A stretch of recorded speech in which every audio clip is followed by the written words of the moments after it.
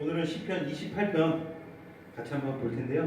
28편이 길지 않은 관계로 한번 읽어보고 같이 한번 보도록 하겠습니다. 제가 한 절, 여러분이 한 절 같이 읽을게요. 여호와여, 내가 주께 부르짖으오니 나의 반석이시여 내게 길을 막지 마소서. 주께서 내게 잠잠하시면 내가 무덤에 내려가는 자와 같을까 하나이다. 내가 주의 지성소를 향하여 나의 손을 들고 주께 부르짖을 때에 나의 간구하는 소리를 들으소서. 악인과 악을 행하는 자들과 함께 나를 끌어내지 마옵소서. 그들은 그 이웃에게 화평을 말하나 그들의 마음에는 악독이 있나이다. 그들이 하는 일과 그들의 행위가 악한 대로 갚으시며 그들의 손이 지은 대로 그들에게 갚아 그 마땅히 받을 것으로 그들에게 갚으소서. 그들은 여호와께서 행하신 일과 손으로 지으신 것을 생각하지 아니하므로 여호와께서 그들을 파괴하고 건설하지 아니하시리로다. 여호와를 찬송하며 내 간구하는 소리를 들으심이로다. 여호와는 나의 힘과 나의 방패이시니 내 마음이 그를 의지하여 도움을 얻어도다. 그러므로 내 마음이 크게 기뻐하며 내 노래로 그를 찬송하리로다. 여호와는 그들의 힘이시요 주의 기름 부음 받은 자의 구원의 요새시로다. 같이요. 주의 백성을 구원하시며 주의 산업에 복을 주시고 또 그들의 목자가 되시어 영원토록 그들을 인도하소서. 아멘. 26편부터 쭉 계속 이어지는 거예요. 그래서 우리가 26편부터 다윗이 원수들에게 둘러싸여 있는 상황 중에 하나님께 호소하고 부르짖고 간구하는 모습들을 계속 보고 있는데 28편도 26편에서 쭉 계속 같은 상황에서 같은 장소에서 같이 기록된 거예요. 여러분, 성경이 처음 기록되었을 때 장절이 있었을까요? 장절이 없었죠. 장절은 생긴 지 얼마 안 돼요. 그러니까 성경이 쭉 하나로 이어진 책이었기 때문에 이것을 이렇게 계속 이렇게 읽다 보면 어느 선까지 읽고 또 끊었다가 다시 읽을 때도 힘들으니까 사람들이 좀 편의를 위해서 장절을 나눴는데, 장절을 나눔으로 해서 유익한 것들이 참 많은데 또 장절을 나눔으로 인해 가지고 우리가 이제 좀 성경을 보는데 좀 불편한 점은 내용이 끊긴다라는 거예요. 그러니까 장에 따라서 이제 끊기고 다시 시작하고 끊기고 다시 시작 이런 느낌이 있는데 그렇지 않아요. 26편부터 28편까지는 쭉 계속 이어졌던 거죠. 무슨 이야기인지 아시겠죠? 그러니까 계속 같은 상황이죠. 뭐 혹자는 압살롬에게 쫓길 때에 기록되었다라는 사람들도 있고, 그것은 확실하게 알 수 없다. 다윗이 어려움 중에 원수들에게 둘러싸였던 어떤 고난 중에 기록된 것은 맞으나 그게 압살롬 때인지 그것은 우리가 알 수 없다. 그런 사람들도 있고, 어찌 됐든 다윗이 환난에 빠졌을 때 기록되어진 것이죠. 그래서 오늘 28편은 길지 않기 때문에 우리가 정리가 쉽죠. 1절부터 5절 한번 보세요. 1절부터 5절까지는 하나님께 뭐하고 있죠? 부르짖고 있습니다. 그렇죠. 그 다음에 6절부터 끝까지 보시면은 부르짖음을 하나님께서 들으신 데에 대해서 하나님을 찬양하고 있는 모습이에요. 그렇죠. 1절부터 5절까지는 하나님께 부르짖고 있고, 6절부터는 내 부르짖음을 들으시는 하나님에 대한 찬양을 하고 있어요. 그렇죠. 이렇게 두 부분을 나눌 수 있겠습니다. 첫 번째 부분이 되는 부르짖음, 이 부르짖음의 내용을 우리가 한번 같이 한번 살펴보기로 합니다. 자, 눈은 얘기하지만 다윗의 어떤 상황은 대충 아시죠? 원수들에게 둘러싸여 있고 원수들이 나를 대적하고 있고, 근데 굉장히 고난과 어려운 환경에 빠져 있을 때 하나님께 부르짖고 있어요. 또, 자, 오늘은 어떤 부르짖음을 하고 있는지 부르짖음의 내용을 같이 한번 살펴보기를 원합니다. 자, 오늘 1절 보시면은 무덤이라는 말이 나옵니다. 무덤이 나와요. 그렇죠. 여호와여, 내가 주께 부르짖으오니 나의 반석이시여 내게 길을 막지 마소서. 주께서 내게 잠잠하시면 내가 무덤에 내려가는 자와 같을까 하나이다. 걱정하는 거예요. 내가 무덤에 내려가는 자가 되지 말게 하소서, 이렇게 소원하는 것이죠. 자, 무덤이 가지고 있는 것은 어떤 의미예요? 하나님께서 나에게 얼굴을 숨기시다라는 거예요. 다른 말로 무덤이 갖고 있는 의미는 하나님으로부터 내가 어떻게 되는 거예요? 끊어진다는 거죠. 단절된다는 거예요. 지금 다윗은 하나님께 호소하고 있어요. 그러니까 하나님의 내가 진노 아래서 죽음을 당하게 된다는 거예요. 내가 무덤에 내려가는 자와 같지 않게 하소서라고 구하는 것은 내가 하나님과 어떠한 상황에서도 끊어지지 않게 하소서 이렇게 구하는 거예요. 나의 죽음이 하나님의 진노 아래 죽는 그런 죽음을 당치 않게 하여 주시옵소서 이렇게 구하는 것이죠. 교회 고백이죠. 다윗이 환난을 만나서 어려운 일들을 만나가지고 먼저 하나님께 부르짖은 내용이 이거라는 거예요. 하나님, 나로 하여금 하나님과 끊어지지 않게 하소서. 내게서 얼굴을 숨기지 마소서. 내가 무덤에 내려가는 자와 같지 말게 하소서. 하나님, 나와 단절하지 말아 주시옵소서. 이것을 구하는 거예요. 우리가 한번 비교를 계속 같이 해봤으면 좋겠어요. 막 견디기 힘든 일을 당할 때 가장 마음속에 드는 생각은 뭐예요? 지금 이 일이 나에게 해결되기를 항상 원하죠. 자, 우리 오늘 배동 기사님 첫 출근을 했다고 합니다. 그런 이제 또 이야기가 더 많아지겠죠. 자, 거기서 너무 이상한 사람이 막 괴롭게 해요. 내일부터 당장. 그런 사람이 하나 딱 나타나다 칩시다. 그러면 하나님께 어떤 고백을 먼저 하겠습니까? 나이도 어린 사람이 옆에서 괜히 막 시비 걸고 이거 해요 막 지시처럼 말하고 막 자존심을 깔아뭉개고 막 그런 일들이 막 벌어진다고 칩시다. 그럼 어떤 하나님께 호소를 하겠습니까? 저 사람 때문에 괴롭습니다. 다윗의 여러분 부르짖는 부분은요 그런 식으로 단순하게 1차적으로 하나님께 구하는 거죠. 지금 원수들이 나를 둘러싸고 있는데 뭐 그렇게 구하는 모습을 한번 볼 수가 없어요. 가장 먼저 구하는 게 뭐예요? 하나님, 내가 하나님과 끊어지지 않게 하소서. 그것을 지금 구하고 있잖아요. 내가 무덤에 내려가는 자와 같지 않게 하소서. 무덤에 내려가는 자와 같을까 내가 걱정이 됩니다. 무슨 말입니까? 무덤에 내려가는 자, 하나님부터 단절되는 자, 하나님부터 끊어지는 자, 내가 하나님부터 끊어지는 자가 될까 두렵습니다. 그것을 이야기하잖아요. 참 마음속에 평소에 갈망하고 사는 것이 무엇인지 엿볼 수가 있죠. 그렇죠? 우리가 어떤 일을 만나든지 그게 나한테 어려운 일이든 나한테 괴로운 일이든 내가 견디기 힘든 일이든 어떤 일이든 간에 우리 마음 가운데 항상 이게 첫 번째 소원이어야 돼요. 뭐라고요? 하나님, 내가 하나님으로부터 끊어지지 않게 하소서. 다윗은 굉장히 믿는 거예요. 지금 이 상황이 나에게 너무너무 힘들고 내가 지금 저 무리들로 인해서 너무너무 괴로운 상황인데 하나님, 이 상황으로 인해서 내가 너무너무 힘든 것을 아시려나 내가 이걸로 인해서 하나님부터 끊어지지 않음을 확신합니다. 그런 확신을 갖는 거죠. 여러분들도 그 확신하세요. 너무 견디기 힘든 일 때문에 내가 주저앉아서 눈물을 흘릴 때도 있고 내가 견디기 힘든 일 때문에 내가 너무나도 힘든 일이 있을 때마다 그럴 때마다 이런 상황이라 할지라도 결코 내가 하나님과 끊어질 수 없다는 그 사실에 대해서 고백하고 그것을 항상 우선으로 내가 생각을 한다면 언제나 내가 세임을 얻을 수 있겠죠. 그렇죠? 자, 2절 한번 볼까요? 다윗이 부르는 첫 번째 내용은 내가 무덤에 내려가는 자와 같지 않게 하소서. 이게 첫 번째 부르짖음이었어요. 하나님과 끊어지지 않게 하소서. 하나님과 단절되지 않게 하소서. 이게 첫 번째 부르짖음이었죠. 두 번째 부르짖음 2절 한번 볼까요? 내가 주의 지성소를 향하여 나의 손을 들고 주께 부르짖을 때 나 간구하는 소리를 들으소서. 지성소는 뭐 하는 곳입니까? 예배하는. 지성소는 어떤 곳이에요? 제사 드리는 것? 지성소가 갖는 의미는 뭐예요? 하나님이 임재하는. 그렇죠. 가장 큰 의미는 하나님께서 임재하는 곳이에요. 지성소에 들어갈 수 있는 사람은 누구예요? 대제사장. 대제사장. 아무 데나 막 들어갈 수 있었어요? 정해진 때만. 정해진 때마다 들어갔죠. 성경에는 1년에 한 번 들어갔어요. 대속죄일 날.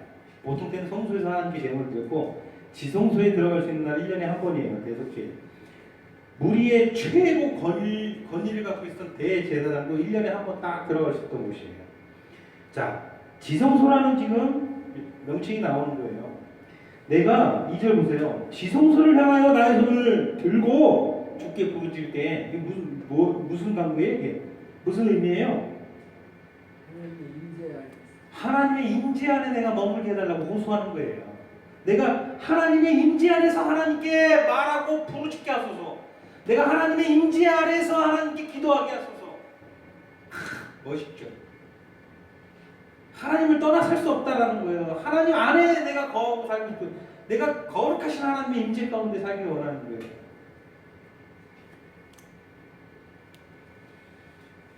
평상시에는 이런 고백을 할 수 있어도 여러분 환난 중에 있잖아요. 어려운 중에는 이런 고백을 하기가 되게 어려워요. 여러분 흑사병이라고 들어봤어요? 패스트라고. 여러분 인류 역사상 사람들을 가장 많이 죽인 질병이 무엇일까요? 흑사병이에요. 패스트. 흑사병이 어떻게 죽는 거예요? 몸에 피가 응고되는 거예요. 그러니까 피가 안 통하는 거예요. 그러니까 피가 특히 안 통하는 말단 부분, 이 손가락 끝이나 이 귀끝 이런 게 까맣게 돼가지고 이게 다 썩어가지고 이제 피부가 떨어져 나가면서 막 허벅지 이런 데도 막 이만한 돌기 같은 게 막 나가지고 다 꺼멓게 죽어서 나중에 막 떨어져 나가가지고 새까맣게 사람이 피가 안 통해서 썩어가지고 죽는 건데 얼마나 끔찍합니까? 14세기 때 전 유럽을 흑사병이 덮었잖아요. 우리가 역사적으로 잘 아는 아주 유명한 사건이죠. 뭐 통계마다 다른데 14세기 때 전 유럽 인구의 3분의 2가 흑사병으로 죽었다 그래요. 그때 당시 치사율 100%. 그때 전 유럽에서 믿던 종교는 뭐였어요? 네? 불교 믿었나요 그들이? 가톨릭. 14세기 때 그들이 믿던 신은 누구예요? 신의 이름이 뭐예요? 거룩하신 여호와 하나님이잖아요. 그들은 주 예수 그리스도를 믿었고 그게 국가의 종교였고 기독교가 그들을 움직이는 가장 밑바닥의 원천이 됐던 사회였어요. 흑사병이 들어가지고 막 다 죽어요. 근데 그들은 무지했죠. 그게 비말이나 이런 인간과 인간의 어떤 호흡이나 이 침으로 옮기는 것도 몰랐고 지벼룩이 옮기잖아요. 지벼룩이 그 흑사병을 옮기는 것도 몰랐어요. 무지했으니까 의사들도 몰랐죠. 그러니까 성직자들이 그냥 흑사병 걸리다 썩어가는 사람 붙잡고 막 기도하는 거예요. 하나님 이 영혼을 구해주소서. 이렇게 성직자들이 기도를 많이 했겠죠. 그러니까 가장 많이 죽는 집단 중에 하나는 누구였겠어요? 당연히 사람들이 그때는 의지할 게 없는 거예요. 의사들도 다 죽으니까 의지할 게 없으면 어디로 몰려가요? 다들 교회로 몰려가는 거죠. 교회로 몰려가서 막 떼거지로 막 교회 안에 몰려가지고 하나님을 막 예배하는 거예요. 이 흑사병을 고쳐달라고. 이 병이 그 하나님의 그 진노에 의해서 이게 마귀가 시험하려고 주는 그런 거라고 생각을 했단 말이에요. 그래서 하나님께 호소하려고 다 예배당에 모여들었죠. 그래서 더 많이 번지고 더 많이 죽게 된 거예요. 그런데 문제는 그들은 믿었어요. 이 성직자들은 우리 흑사병으로 죽지 않을 것이라는 하나님의 종들이기 때문에. 그런데 성직자들도 다 죽는 거예요. 그러니까 이들이 어떤 상황에 몰려요. 일반인들이 죽는 것까지는 우리가 이해를 하는데 성직자들마저 죽는다는 것은 하나님께서 없으시거나 아니면 하나님께서 우리에게 상관을 안 하시거나 이 둘 중에 하나다. 그래서 그들의 믿음이 흔들리는 거죠. 그래서 그때 당시에 믿음이 너무 흔들려가지고 그들이 시험에 빠져가지고 다 등을 돌리는 경우가 많았단 말이에요. 그러니까 어려운 상황이 닥쳤을 때 신앙 지키기가 더 힘든 거죠. 극단적인 상황이 벌어졌을 때. 흑사병으로 다 죽어나가니까 그렇게 극단적인 상황에는 더욱더 어떻게 해야 돼요? 다윗과 같은 부르짖음을 했어야 되는데 당장 인간적인 눈에 뭔가 지금 내 뜻대로 되지 않는 것들이 계속 지속되니까 누구를 원망하는 거예요? 나중에는 하나님을 원망하는 거예요. 그게 하나님을 떠나버리는 거예요. 신을 저주하는 거예요. 나중에 하나님을 저주하는 거예요. 그래 다윗은 지금 뭐 극단적인 상황에 몰려 있었다라고 우리가 볼 수 있죠. 그런 상황에서 다윗이 하나님께 호소 한번 보였어요. 주의 임재 안에 머물면서 하나님께 부르짖게 하소서. 멋있죠? 내가 주의 임재 안에서 하나님께 간구하게 하시고 하나님께서는 그런 나의 음성을 들어주시옵소서. 이렇게 지금 구하고 있잖아요. 그죠? 야, 그 흑사병이 돌 때 유럽인들이 그렇게 성직자들 원망하고 하나님 원망하는 것 대신에 하나님 이 상황에서 내가 주의 임재 안에 있게 하소서 이렇게 구했다라면 참 어땠을까요? 그죠? 그래서 두 번째 부르짖는 내용이 바로 이거죠. 무슨 말이에요? 임재 가운데 내 소리가 전달되기를 간구한다는 것은 하나님과의 내가 교제가 끊어지지 않기를 호소하는 거 아니겠습니까?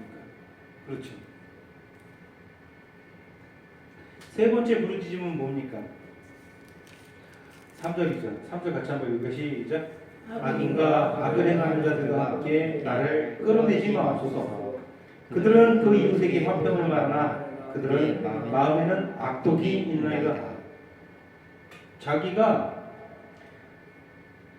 악인의 운명과 분명히 구분되기를 지금 부르짖고 있거든요.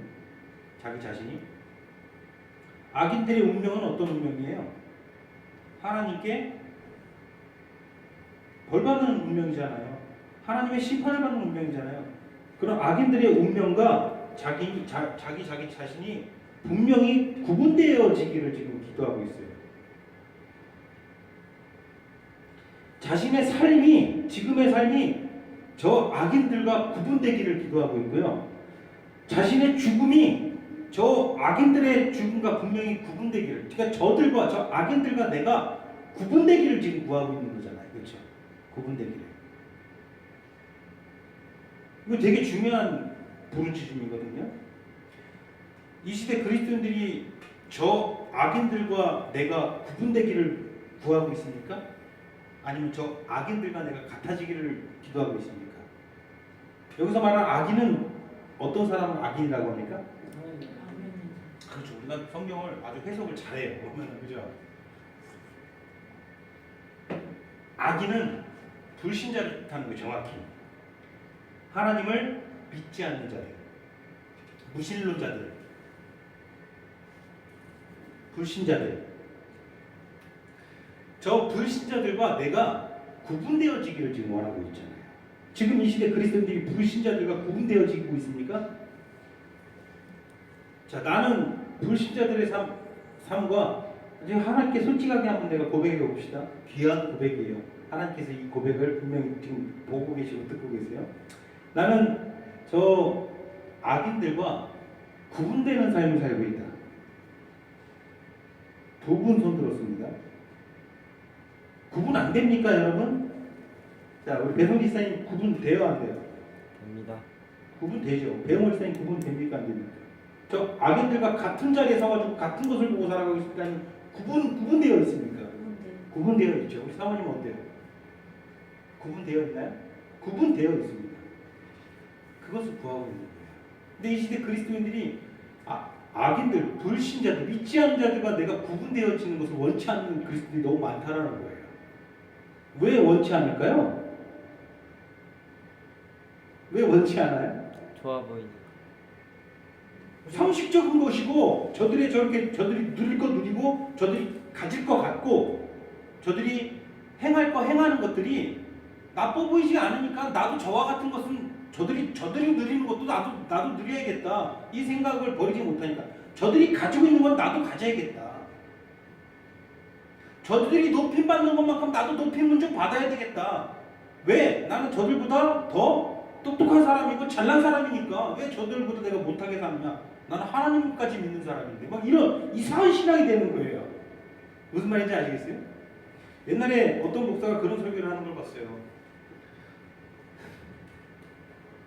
세상 사람들이 요거 하나 먹으면 우리는 그리스도니까 하나님의 자녀니까 세상 사람들도 하나 먹는데 우리는 두 개 먹어야 되지 않겠느냐 이렇게 설교하는 사람을 봤거든요. 근데 잘 들으면 맞는 얘기가 돼요. 그렇죠? 우리가 그래도 온 천지의 주체이신 하늘나라에 우리가 공주여 왕자들인데 상속자들인데 저 불신자들 저 저주받은 자들이 한 개를 누리고 있으면 우리는 당연히 두 개를 누려야 되는 존재들 아니냐 막 이렇게 설교를 하는 거예요. 맞는 얘기예요? 틀린 얘기예요? 완전히 틀린 얘기예요. 그런 식의 구분을 이야기하는 게 아니거든요. 다윗은 저 악인들과 내가 구분되어지기를 부르짖고 있어요. 3절이 지금 그것을 이야기하는 것이고 26장부터 우리가 기억을 더듬으면 계속 이것을 부르짖고 있거든요. 악인들과 내가 구분되어지기를.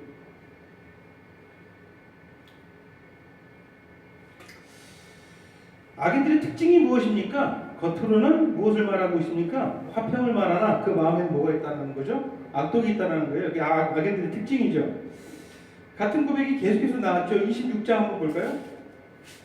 26장 4절 한번 읽어봅시다.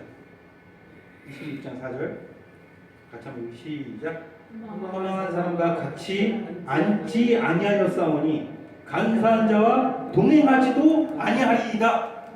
허망한 사람, 간사한 자이 다 어떤 사람들을 이야기하는 거예요? 다 불신자들을 이야기하는 거 아니에요? 악인들이 28장에 보면 악인들과 같은 사람. 저들과 내가 동행하지 같이 앉지 아니하였고, 그 다음에 저들과 같이 동행하지도 않을 것이다. 항상 그것을 하나님께 저들과 내가 구분된 삶을 살게 해달라고 고백하는 거예요. 오늘도 내가 저들과 구분되어 있고요. 내일도 저들과 나는 분명히 구분되어 있을 것이고요. 죽을 때도 저들과 나는 어떻게 되어 있습니까? 분명히 구분되어 있어요. 세상 사람들이 죽는 죽음 우리 많이 보고 있어요. 제가 지난주에도 어머니 모시고 우리 여동생 시아버지께서 이제 임종을 맞으셔가지고 상집에 다녀왔어요. 믿지 아니하는 사람, 세상 사람들의 죽음을 우리는 늘 보고 있어요. 우리의 죽음은 그와 분명히 달라야 된다는 거예요. 그들과 같은 위치에 서 있지 않기 때문이죠. 다윗은 지금 그것을 구하고 있죠. 27장도 보시면 27장 11절 12절 보면 똑같은 것을 구하고 저들과 내가 구분되게 해달라고. 여호와여 주의 도를 내게 가르치시고 내 원수를 생각하셔서 평탄한 길로 나를 인도하소서. 내 원수와 나를 분명히 구분짓고 있고요. 12절 보면 내 생명을 내 대적에게 맡기지 마소서. 위증자와 악을 토하는 자가 일어나 나를 치료하니 저들 편에 내가 서 있지 않게 해달라. 저들 편으로 내가 속하지 않게 해달라고 기도하고 있지 않습니까? 여러분들은 내가 저들과 같기를 원하나이다 이렇게 구하고 있습니까? 아니면 다윗과 같이 저들과 내가 분명하게 구분되어지기를 구하고 있습니까? 이게 온 인류, 모든 인간들이 가지고 있던 시험이었어요. 자, 우리 성경을 보면 사사기 시대 때 왕이 있었습니까? 왕이 없었어요.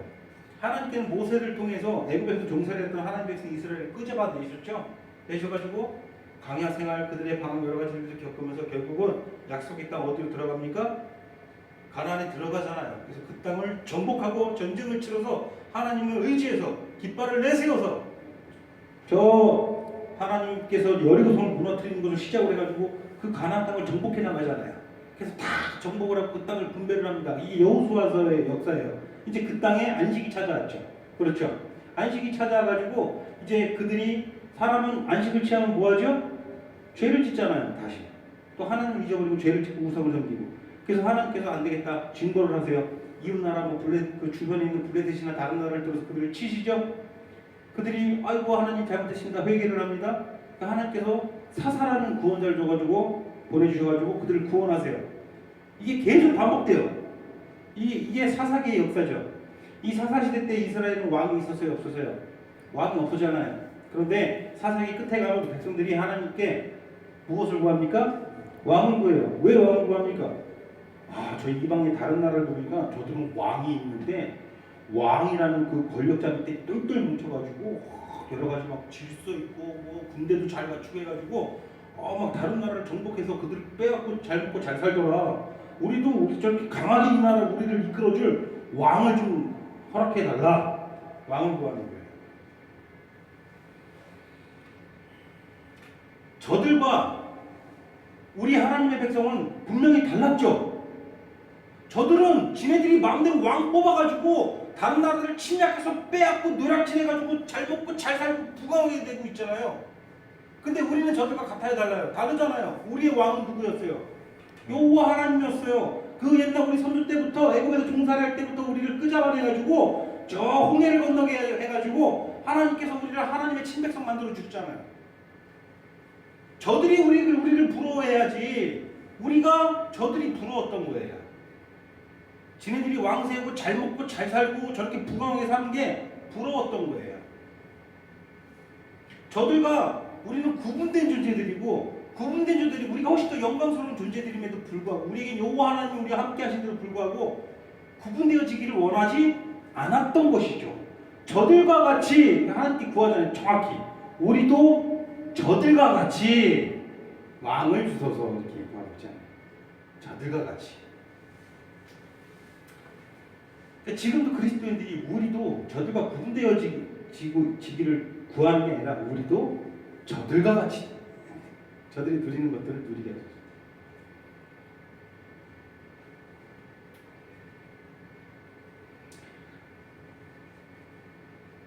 세 번째 부르짖음이 이거였죠. 저들과 내가 구분되어지게.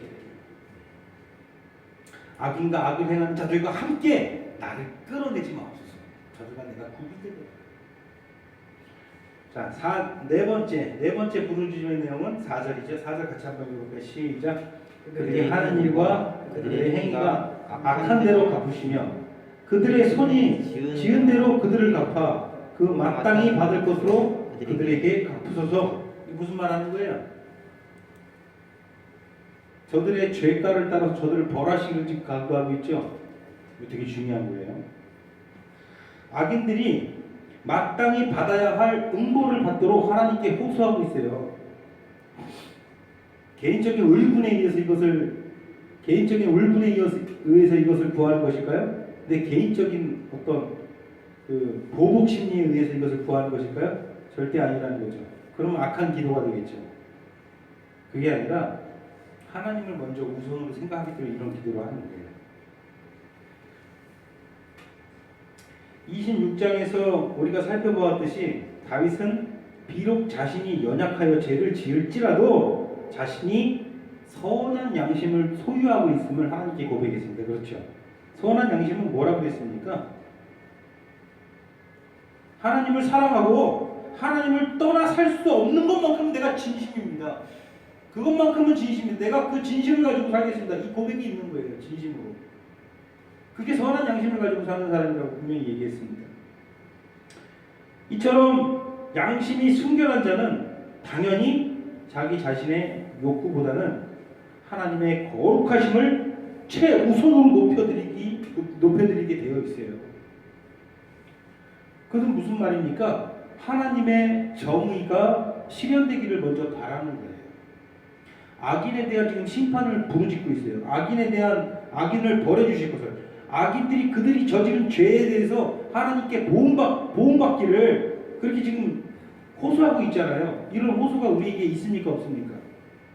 다시 말해서 악이 사라지기를, 악이 도말되기를, 죄와 악이 영원히 멸절되기를 하나님께 호소하고 있는 거예요.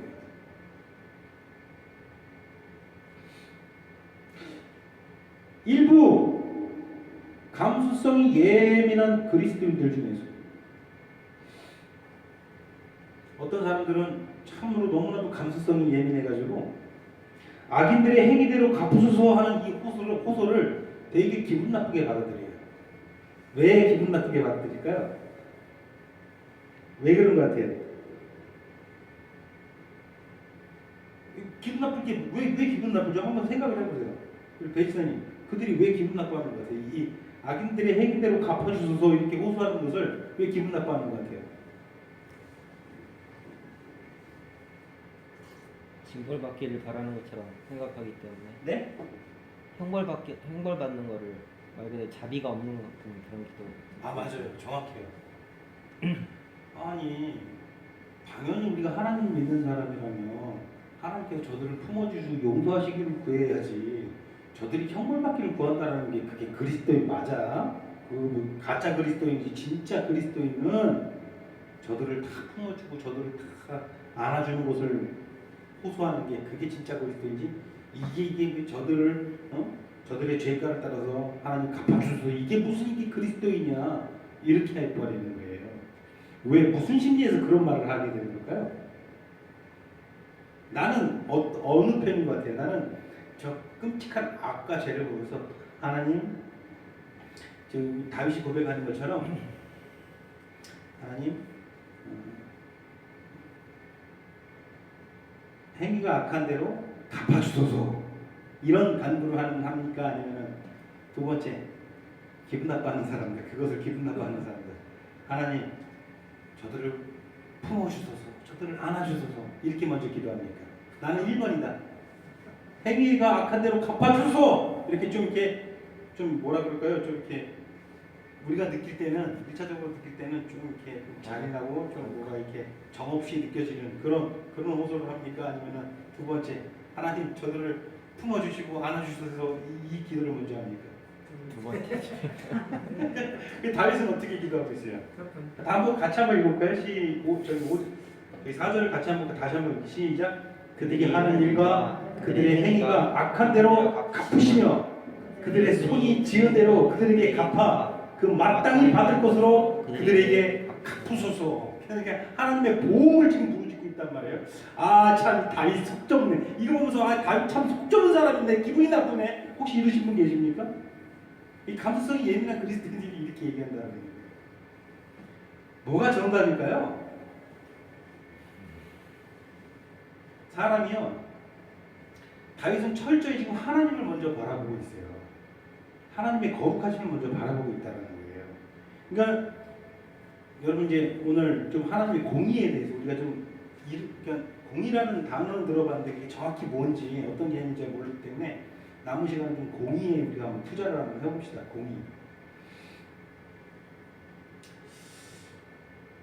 하나님보다는 내 의를 먼저 내세우기 때문에 내가 먼저 기분이 나빠요. 그건 틀림없는 사실이에요. 내가 내 의의 기준으로 봤을 때 아, 저거 너무 무자비한 거야. 저거는 정말 하나님의 사랑이 아닌 것 같아. 악인을 악인의 행위대로 갚게 해달라는 것이 이게 올바른 기도 같지가 않은 거예요. 내가 내 의에 비춰서 한번 내가 생각을 판단을 해봤었을 때는 아, 저걸 품어주고 안아주는 것이 그게 더 올바른 것 같아요. 그렇죠? 우리 하나님, 우리의 하나님, 우리 아버지, 우리 주 예수 그리스도, 여호와 하나님, 하나님의 의는요, 첫 번째로 음보적 의예요. 음보적 의라는 것은 벌하시는 의를 갖고 있다는 거예요. 이게 하나님의 의예요, 먼저. 죄와 악을 벌하시는, 그것을 도말시키시는, 그것을 용납치 아니하시는 의를 가지고 계세요, 하나님은. 좀 더 이 얘기를 한번 진행시켜 봅시다. 다시 말해서 우리의 하나님은 이것을 전문용어로 공의의 하나님이에요. 뭐라고요? 공의. 공의라는 말은요, 그냥 말 그대로 하면은 공정하고 공평한, 어떤 오류가 없는 정의, 이것을 우리는 공의라고 해요. 공정하고 공평한 거예요. 하나님이 의롭다라는 거, 오류가 없는 의롭다는 것은 어떤 상태예요? 완벽하게 깨끗하다라는 거예요. 완벽하게 순결하고 영광스럽고 거룩하시다라는 거예요. 그렇죠? 이건 완벽한 상태예요. 이 완벽한 상태에서 그 어떤 죄와 악도 여기에 혼합되거나 여기에 곁들여질 수 있습니까? 없습니까? 그건 불가능한 거예요. 그러니까 하나님의 속성이 이래요. 하나님의 속성이 의의 하나님, 공의의 하나님, 완전히 의롭기 때문에 거기서부터 공의가 나오는 거예요. 이거 좀 더 이야기를 진행시켜 봅시다. 하나님의 의는 조금 부족한 의입니까? 완전한 의입니까? 완전한 의입니다. 완전한 의. 흠결이 전혀 없는 거룩하시는 의예요. 이게 우리는 잘 이해가 안 돼요. 왜? 우리는 아기 때부터 태어나서 지금까지 살면서 인간들끼리 서로 이야기하고 인간과 관계를 맺고 살아가면서 의가 무엇이지, 정의가 무엇이지 대충 개념이 있잖아요. 그렇죠? 어떤 게 정의로운 것인지 개념이 있잖아요. 근데 우리가 기본 바탕에 기본적으로 우리는 죄인들끼리 서로 소통하고 관계 맺으면서 우리 머릿속에 가져진 의가 있는 거예요. 완전히 흠결, 완벽한 의가 무엇인지는 우리는 전혀 감을 못 잡는 거예요. 무슨 말인지 아시겠죠? 하나님은 완전한 의를 가지고 계십니다. 그게 하나님의 변하실 수 없는 속성인 거예요. 속성. 하나님의 본성이 그렇다라는 거예요. 본성. 우리 배성지사님 본성적으로 배선혁 장모님의 아들이죠. 그 바뀝니까? 안에 피가 흐르고 유전자가 흐르고 있는데 그게 바뀔 수 있습니까? 아무리 입으로 난 아버지 아들이 아니야, 아버지 아들이 아니야 그렇다고 해서 아버지 아들이 아니게 됩니까? 본질적으로, 본성적으로 인간의 모든 본성을 아버지로부터 물려받았기 때문에 그건 바뀔 수가 없는 거잖아요. 그죠? 그런 것과 같이 하나님의 바뀔 수 없는 본성이라는 게 있는데 그것은 완전한 의를 가지고 계시다라는 거예요. 완전한 의. 여기서부터 이제 모든 복음이 시작되는 거예요. 의로우신 하나님의 의는 악을 눈 감아주거나 악을 허용하신다거나 악의 존재를 조금이라도 인정하고 받아들인다거나 이런 의가 아니다라는 거예요. 우리가 우리의 의로 정의를 우리가 논한다면 가족도 허용해주고 뭐 받아들여주고 뭐 부모도 주고 이게 우리의 의라는 거예요. 이것은 아무리 범죄한 인간도요. 저 사람이 비록 죄는 지었지만 불쌍한 사람이 좀 못된 짓을 했지만 그래도 우리 좀 안아주고 이런 개념은 누구나 다 가지고 있다라는 거죠. 무슨 말인지 아시겠어요? 여러분 구원의 조건이 간단해요. 구원의 조건은 뭐예요? 구원은 하나님께서 그 구원받는 대상, 우리 배성신이 구원받았죠. 구원이라는 건 뭐예요? 하나님께서 그 배성집사 이 구원받는 대상을 품에 안으신다는 거예요. 그게 구원이에요. 품에 꼭 안으시고 영광으로 이끌어 주시는 거예요. 눈동자같이 그를 살피시고 그를 지키시고 하나님의 것을 원 없이 상속받게 하고 영광스럽게 하는 거예요. 이게 구원이잖아요. 그죠? 여러분 다 구원 받았습니까?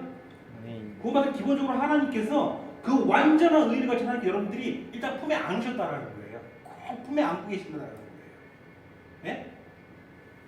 그러면 하나님의 속성, 변할 수 없는 속성이 뭐라 그래요? 악을 허용하시거나 받아들이거나 그것을 인정하시는 의가 아니라 그랬잖아요. 그것을 조금도 허용하지 않는 의라고 그랬잖아요.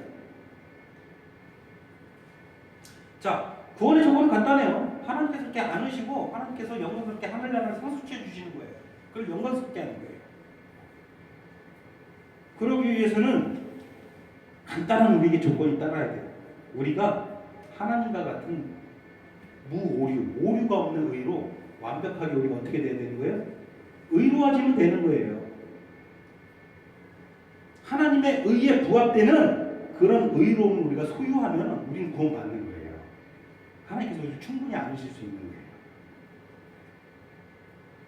우리가 완벽하게 의롭지 못한 상태에서 하나님께서 우리를 무리하게 품에 안으시려고 한다면 그때 하나님의 뭐가 발동돼요? 공의가 발동될 수밖에 없는 거예요. 우리가 충분하게 의롭지 못한 상태에서 우리를 하나님께서 품에 안으시고 싶어가지고 안으려고, 왜냐하면 사랑도 하나님의 속성이잖아요. 무슨 말인지 아시겠어요? 하나님의 변할 수 없는 속성에는 하나님의 의가 있고요, 하나님의 사랑도 있어요. 우리를 너무너무 사랑으로 만드셨잖아요. 사랑하기 때문에 막 안으시려고 해도 안으시려는 그 순간에 뭐가 발동돼요? 하나님의 의가 발동되는 거예요. 공의가 발동되는 거죠. 그러면 하나님의 공의는 뭐라 그랬어요? 죄와 악을 도말시켜버리는 거라고 했죠. 허용하지 않는 거예요. 그것을 완전히 없애버려야 되는 거예요. 존재해서는 안 된다는 거예요. 하나님 창조세계에 그런 분이 허용을 안 하시는 분이라는 거죠.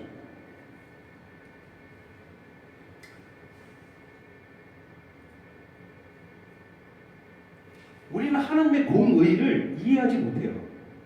사실 이해하지 못해요. 사람들이 부르짖죠. 공정한 사회를 만들자. 정의로운 사회를 만들자. 지금도 정치하는 사람들은 그것을 계속 전면에 내세우잖아요. 공정한 사회, 정의로운 사회. 공정하고 정의롭다라는 것은 뭐예요? 공의롭다라는 거예요. 공평하고 공정하게 의롭다라는 거거든요. 그게 공의예요. 그게 바로 공의라는 뜻이에요. 공정하고 의롭다. 사람들이 입으로 계속 부르짖는데 나는 공정하고 의로운 사회를 본 적이 있다. 그때까지 태어나서 살면서. 앞으로는 공정하고 의로운 사회가 올 것이라고 믿는다.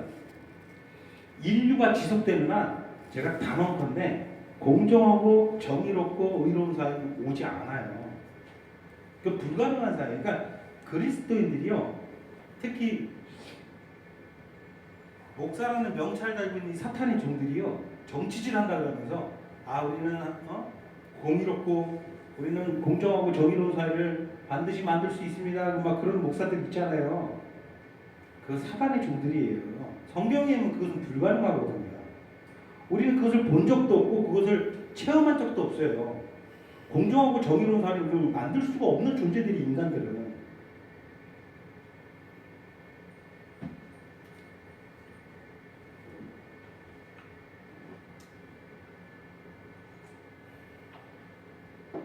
만약에 하나님의 공의, 우리가 이해할 수 있는 그 하나님의 공의를 완벽하게 소유한 인간이 있어가지고 그 인간이 대통령이 된다면 공정하고 정의로운 사회는 될 수 있을 거예요.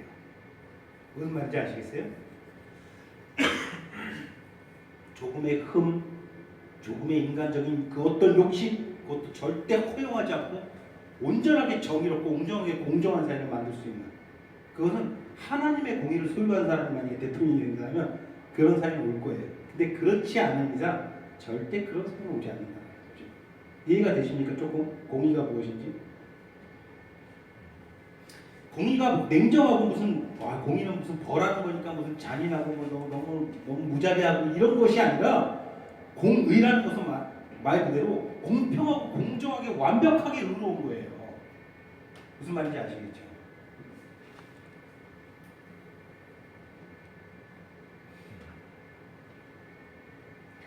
한번 예를 한번 들어볼까요? 예전에 이제 우리 역대 대통령들 한번 살펴봅시다. 우리 김대중 대통령이 공의로 다스렸나요? 공정하고 정의롭게 다스렸나요? 어때요? 어떤 것 같아요? 그걸 다 지켜보시고 못했죠. 그렇게 못했어요. 그 다음 대통령 김영삼 대통령은 그렇게 다스렸나요? 못했죠. 우리가 기억하는 그 어떤 사람도 어떤 지도자도 그렇게 못하는 거예요. 왜? 인간은 그렇게 할 수가 없어요.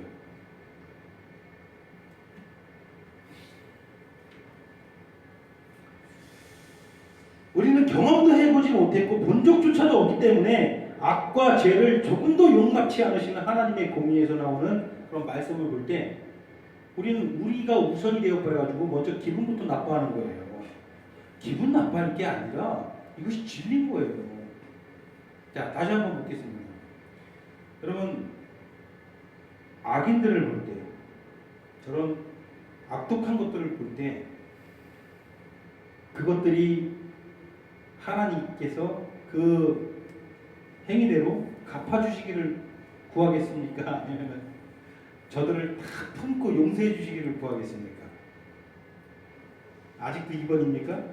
자, 2번도 귀한 거예요. 2번도 귀한 건데 우리가 어떤 특정 인물을 지금 이야기하는 게 아니라 악과 죄가 어서 사라지기를 우리는 늘 마음속에 간구해야 되는 거예요.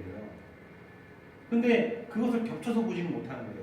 배선지사 지금 당장에 이 세상에 있는 모든 악과 죄가 사라지기를 소원합니까? 그랬으면 정말 좋겠어요? 그러면 배수연님도 사라질 거예요. 무슨 말인지 아시겠어요? 본인 동생도 지금 사라지게 될 거란 말이에요. 다시 한번 묻겠습니다. 지금 당장 소멸되기를 원합니까? 이게 참 어려운 문제라는 것이죠. 무슨 말인지 아시겠어요? 근데 내가 하나님을 너무 깊이 사랑하고 주 예수 그리스도를 너무너무 깊이 사랑하다 보면은 그런 간구가 되는 거예요. 이 죄와 악이 우리 주님께 했던 그 못된 짓들, 그것으로 인해서 지금까지 그것으로부터 나를 살리기 위해서 어떻게 나를 풍성히 하시고 어떤 일들을 우리 주님께서 당하셨는지 막 생각을 하게 되면요, 빨리 이게 없어졌으면 좋겠다는 마음이, 뭐 다른 건 계산하는 게 아니라, 물론 그렇게 되면 저 가족 중에 당장 소멸될 사람이 많아요. 계산을 하다 보면 그런 고백을 못 하는 거죠. 그런데 다른 거 다 그냥 눈에 보지 않고 내가 딱 하나님만 볼 때 하나님께서 얼마나 이것 때문에 탄식을 하셨고, 이 죄와 악 때문에 여기에서 나를 건지시려고 어떠한 일들을 하셨는지, 그리고 지금도 그것을 모르고 이 세상에 있는 악독한 모든 인간들은 얼마나 하나님을 저주하고 조롱하고 무시하고 있는지, 우리 하나님이 이런 대접을, 자신이 만든 이 피조물들에게 이런 대접을 받으실 분이 아닌데 빨리 이 세상의 모든 악과 죄가 심판당해가지고 우리 하나님이 하나님으로서의 그런 대접을 받았으면 좋겠다, 막 이런 생각이 막 들 때가 있어요. 여러분 그런 생각 들 때 없어요? 지금 제가 다윗의 어떤 심정을 다 이해는 못해도 좀 비슷한 심정인 것 같아요. 빨리 악을 악대로 갚아주소서. 하나님께서 빨리 영광을 나타내 주소서. 우리 하나님이 이런 대접을 받으실 분이 아닌데, 나의 주님이 이렇게 조롱과 손가락질을 여전히 지금도 이 땅에서 당하고 계시잖아요. 왜 아직도 우리 주님이 2000년 전에 그 십자가에서 모든 것을 다 주셨음에도 불구하고 아직도 이런 대접을 받고 있습니까? 저 악독한 인간들로 인해서, 저 죄와 악들로 인해서 왜 이런 취급을 당하고 있습니까? 기분이 너무 상하지 않습니까, 여러분? 내가 주님의 생명으로 사는 존재로서 이게 너무 안타깝지 않습니까? 어떠세요? 이렇게 들으니까 이제 공의가 뭔지 조금 이해가 되시죠? 그럼에도 여전히 기도 강구는 못하는 거예요. 그냥 단편적으로 제가 처음에 볼 때 아무 생각 없이 그냥 죄와 악이 사라지길 원합니까? 그러면 당연하지. 당연하지라고 생각해도 또 깊이 생각해보면 또 그게 아닌 거죠. 입장이. 우리는 공의가 뭔지 몰라서 그래요. 하나님이 얼마나 공의로우신 분인지 우리가 정확히 하려면은 우리를 살리기 위해서 무엇을 하셨는지 보면 살펴보면 돼요. 독생하신 아들 그리스도를 어떻게 했는지. 그만큼 공의롭다라는 거예요. 그만큼 우리의 죄와 악을 그대로 품으실 수가 없었던 거예요. 우리를 사랑해서 그 사랑을 표현을 해야 되겠고 우리가 안으시긴 안으시고 구원으로 이끄셔야 되기는 했겠는데 우리 안에 죄와 악이 있으니 어떻게 그것을 해결하기 위해서 무엇을 하실지 살펴보면 돼요. 얼마나 공의로우신 분인지. 그 하나님의 공의를 구하고 있죠.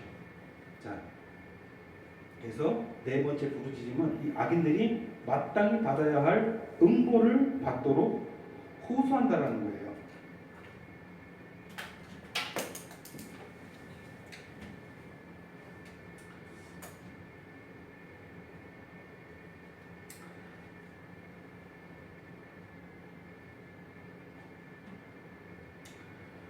자, 악인들의 파멸을 위해서 기도하는 것은 사실은 간단 우리 단순 무식하게 생각하는 것이 아니라 하나님 편에서 하나님의 공의를 생각, 하나님의 거룩을 생각할 때에 악인들의 파멸을 우리가 하나님께 호소한다라는 것은 옳은 기도입니까? 옳지 않은 기도입니까?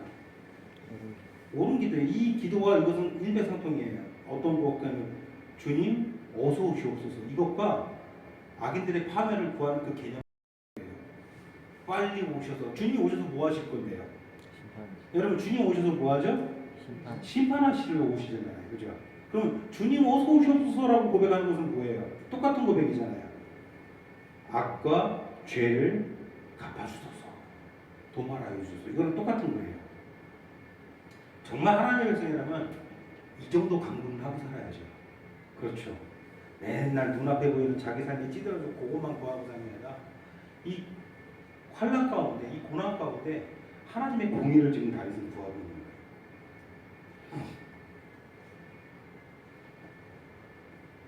악인들의 파멸을 위해서 기도하는 것은 전적으로 옳은 일이고요. 이것이 5절 같이 한번 볼까요? 5절에 보면 이것이 하나님의 뜻이라는 것을 알 수 있어요. 5절 같이 보기 시작. 그들은 여호와께서 행하신 일과 손으로 지으신 것을 생각지 아니하므로 여호와께서 그들을 파괴하고 건설하지 아니하시리로다. 하나님께서 그렇게 하는 게 하나님의 뜻이라고 다윗은 확신하고 있어요. 또 성경에서 말하는 게 그 사실이고요. 자, 악인들의 특징이 또 한번 다시 한번 자세히 나오죠. 악인들의 또 다른 특징. 여호와께서 행하신 일과 손으로 지으신 것을 생각지 아니한다. 여호와께서 행하신 일 우리가 떠오르는 게 뭐가 있어요? 하나님께서 행하신 일 중에서 가장 위대한 일이 뭐예요? 이 땅에 누구를 보내주셨다는 거예요? 주 예수 그리스도를 보내주셨다는 거예요. 그럼 하나님께서 지으신 것 중에서 가장 위대한 것은 뭐예요? 사람을 지으셨다는 거예요. 우리를 지으셨다는 거예요. 우리를 어떻게 지으셨어요? 지금 이 모습 이대로 지으셨어요? 하나님의 형상대로 거룩하게 하나님과 인격적으로 교제하는 존재로 지으셨다는 거예요. 우리는 흠결이 없는 존재로 지음받았다는 거예요.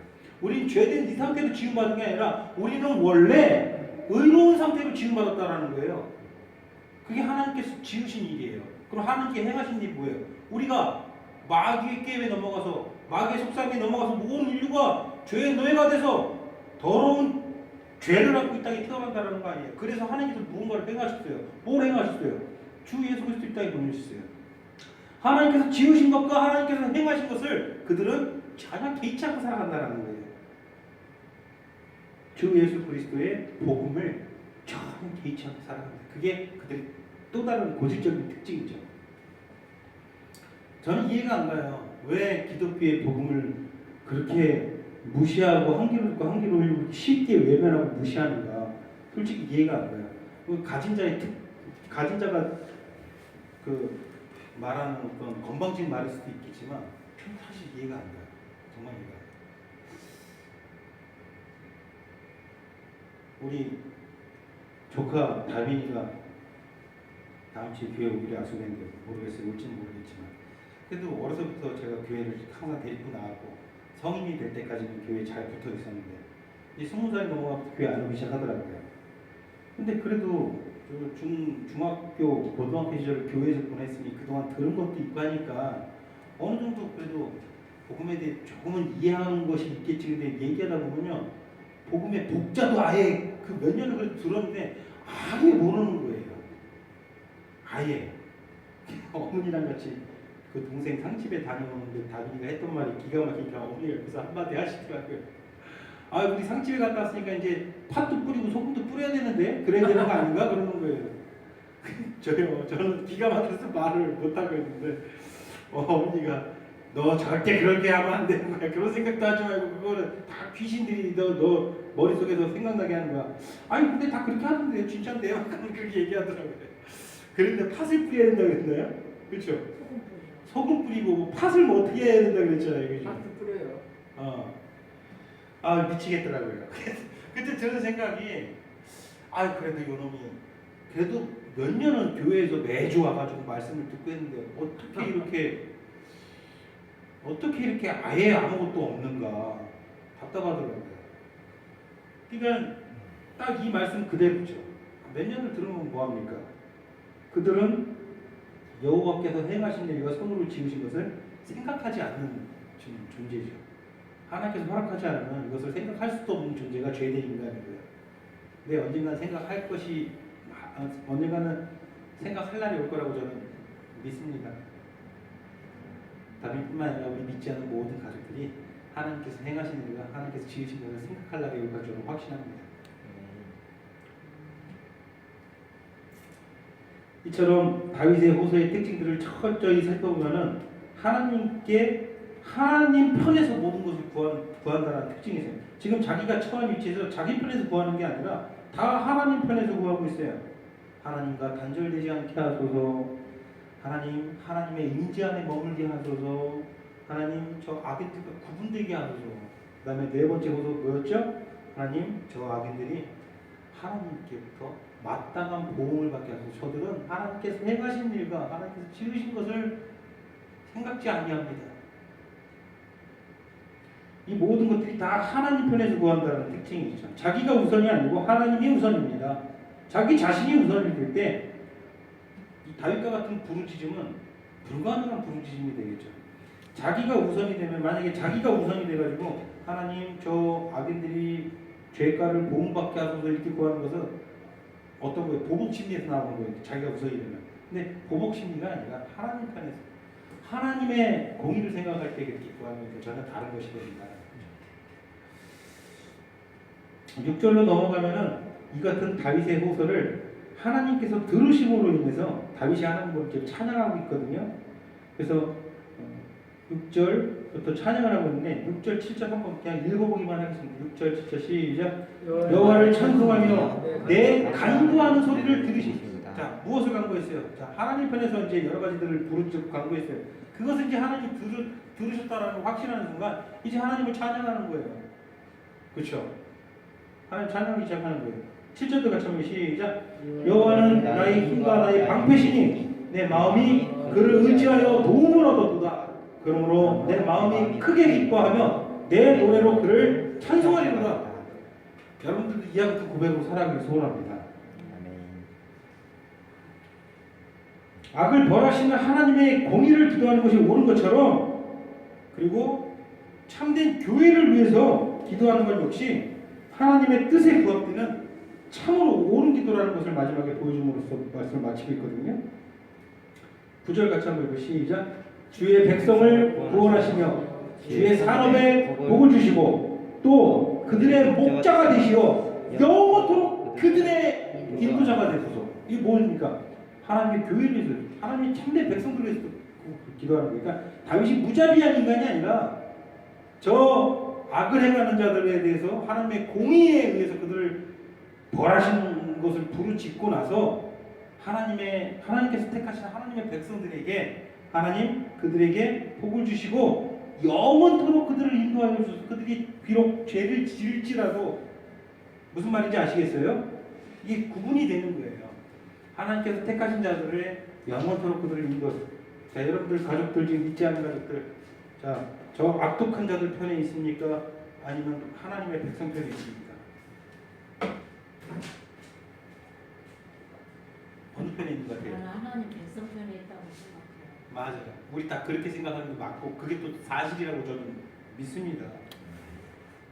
제가 늘 얘기하잖아요. 하나님 여러분들이 생각하는 것 이상으로 훨씬 더 사랑하세요. 여러분들이 아픈 거를 되게 싫어하세요.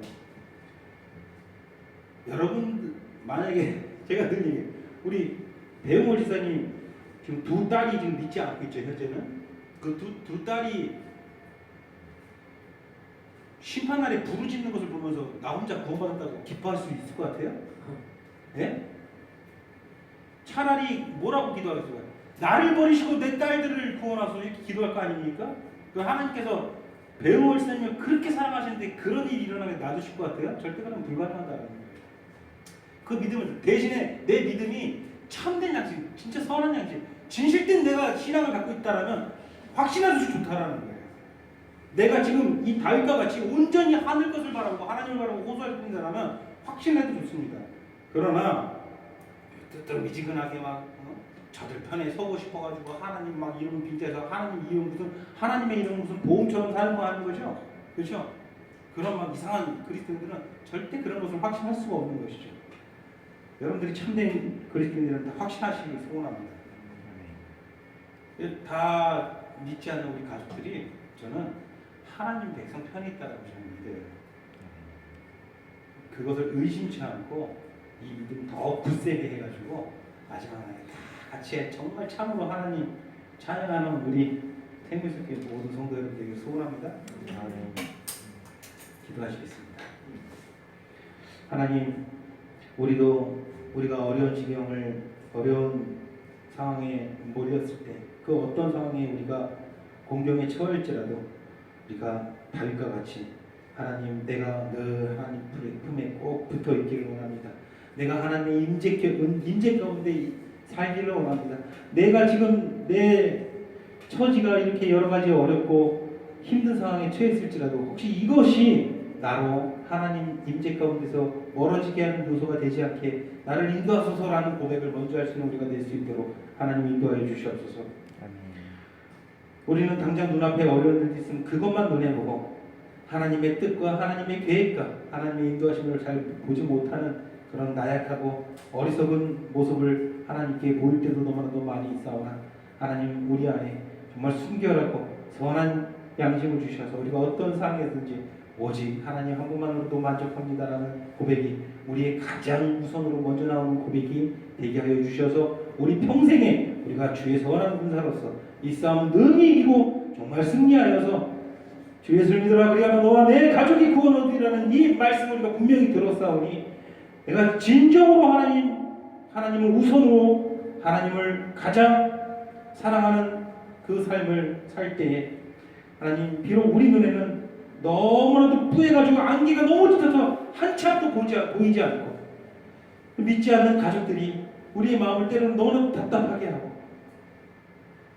그 앞날이 어떻게 될지 도저히 상상이 되지 않지만 우리를 사랑하시는 하나님의 계획 가운데는 이 모든 것들이 다 시원하게 뻥 뚫려 있다는 사실을 우리가 의심치 아니하오니 하나님 우리 믿지 않는 가족들이 우리 주님을 믿고 사랑하고 그 십자가 대소의 은총을 힘입어 하나님의 자녀가 되는 영광을 우리가 함께 속히 누리게 하여 주시옵소서. 그리하여 하나님 이 교회와 이 교회에 속한 모든 성도들의 가정을 통해서 홀로 영광을 받아 주시옵소서. 예수님의 이름으로 기도드립니다. 아멘.